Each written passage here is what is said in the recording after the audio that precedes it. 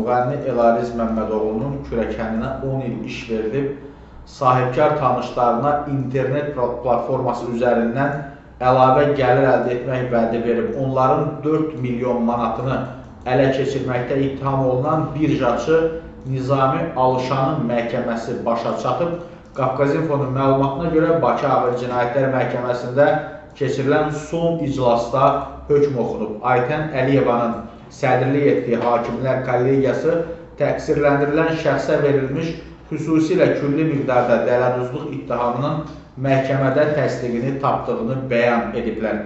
Hökmə əsasən Nizami Alışana 10 il müddətinə həbs cəzası verilib. Bundan əlavə birjaçı pullarını batırdığı zərər çəkmişlərdən biri Babək Məmmədzadəyə dəymiş maddi ziyanı da ödəməli olacaq. Nizami isə son sözündə yenə zərər çəkmiş kimi tanınan Babək Məmmədzadənin adını çəkib, Babəkin qoyduğu puldan qat-qat çox qazandığını deyib.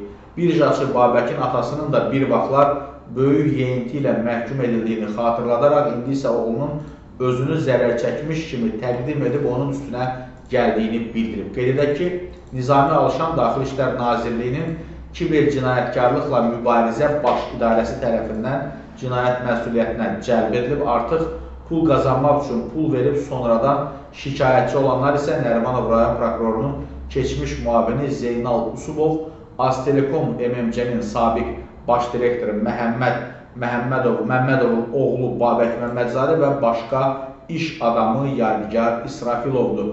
Nizami Alışan isə AzTV-nin keçmiş sədri Arif Alışanovun qardaşı oğlu müğənni Elarizin kürəkənidir.